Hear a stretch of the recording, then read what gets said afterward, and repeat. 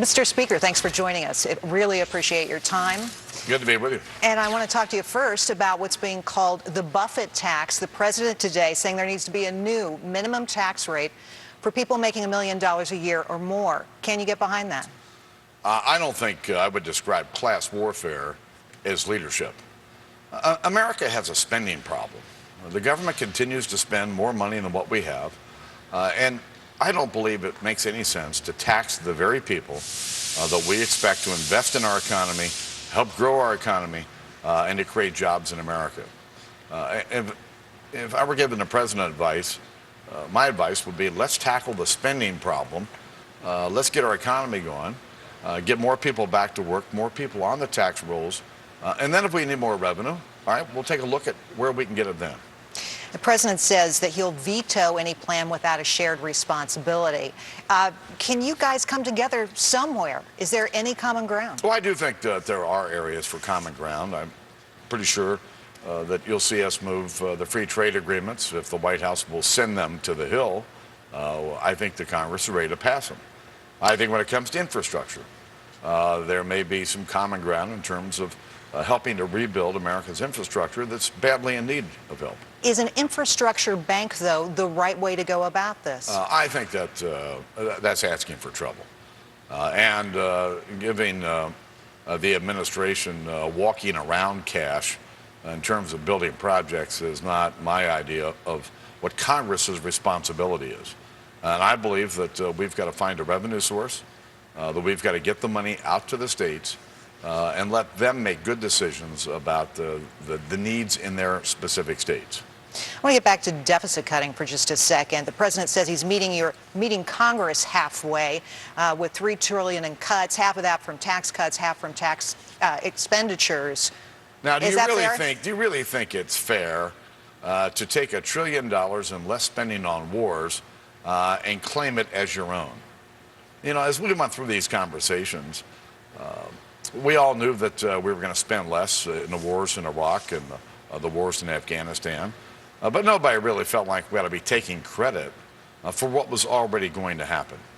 I think what you're going to see today is a pretty vivid example of why the president and I were unable to come to an agreement on the big deal.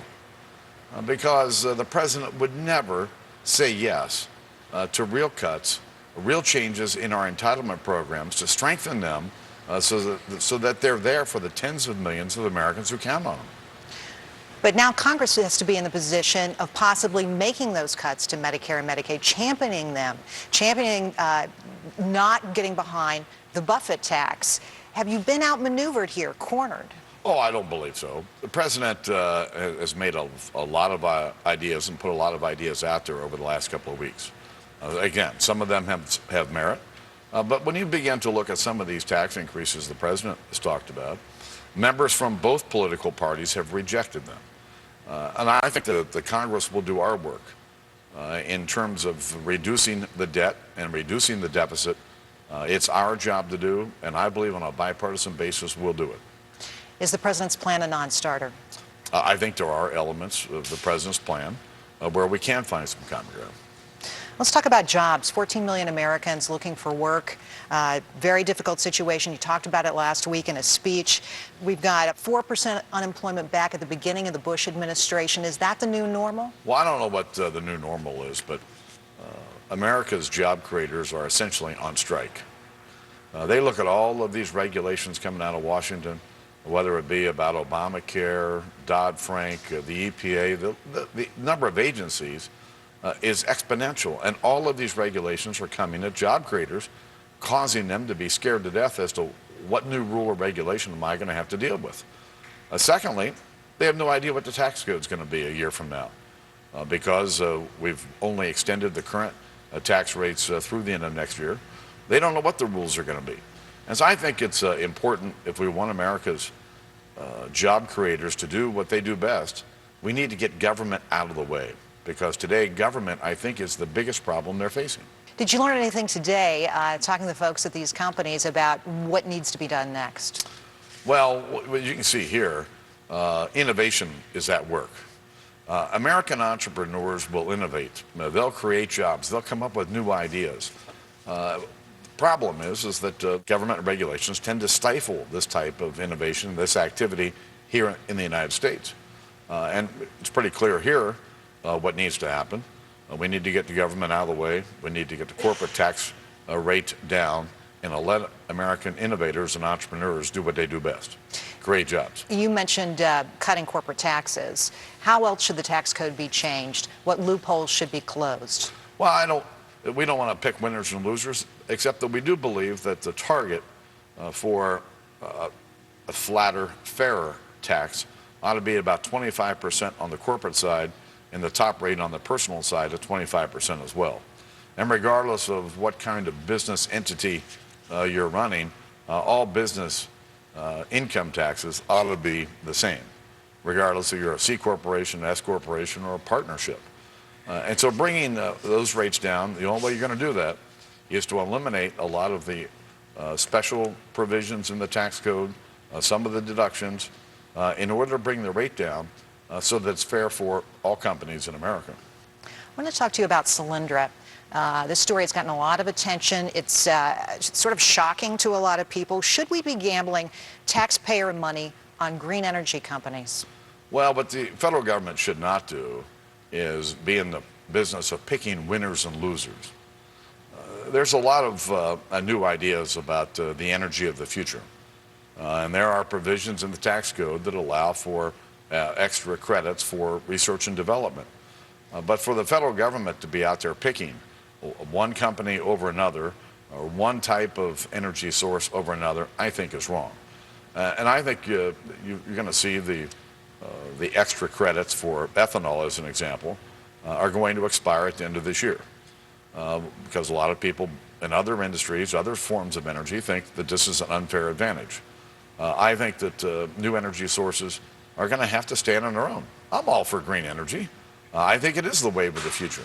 But I think what's happened here is that the federal government's gone beyond the traditional role of fostering more research and development, and they've actually picked companies in which to invest major sums of money, and it looks like we're about to lose major sums of money. About $500 million, in fact. And there's another $10 billion about to go out the door.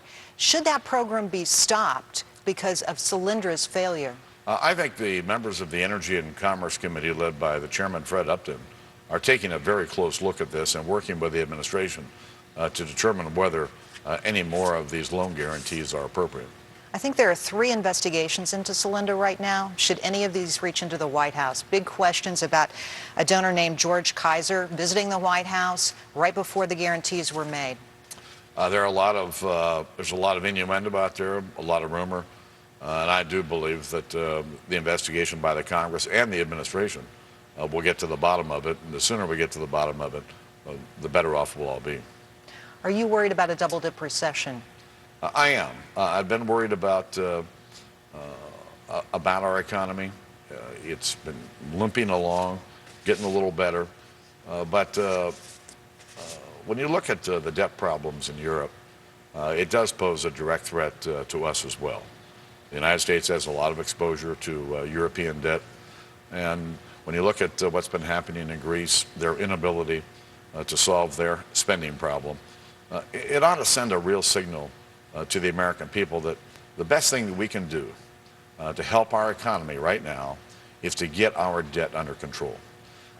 This super committee that's charged with coming up with $1.5 trillion worth of deficit reduction is in fact a jobs committee, because employers and investors around the country look at this gigantic debt that we have, and it's like a wet blanket being thrown over our economy. And if we were serious about dealing with our debt problem, I believe investors and employers in the United States would feel much more comfortable about reinvesting in their business. The Treasury Secretary was in Europe and criticized mightily for telling European governments what to do. Have we lost standing in the world because of the way we've handled our debt? Well, I don't think that we're still the safest bet in the world. We're still the safest place to invest in the world. But we won't be if we're not willing to tackle our spending problems. We've made promises to ourselves that our kids and grandkids can't afford. It's time for us to do what we know we have to do, and frankly, we know the issues that we've got to deal with. Let's go do it. I told the president, I've told him all year, Mr. President, forget about the next election. Let's just do the right thing for the country. We can do it together. But what we're seeing out of the president's so-called deficit reduction package is more of the same. It's class warfare, not serious about dealing with the real drivers of our debt. And that's the major entitlement programs. We have 10,000 baby boomers retiring every day. It's time for us to get serious about ensuring that these programs are going to be there for them. Speaker Boehner, thanks for being with us. Thank you. Appreciate it.